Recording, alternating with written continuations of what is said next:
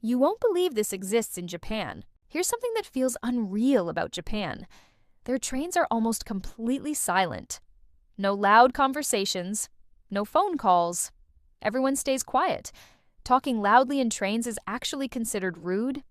Even when the train is full, it's still peaceful, like a library.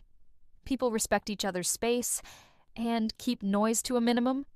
Imagine traveling like that every day. No chaos, no shouting, just silence. Meanwhile,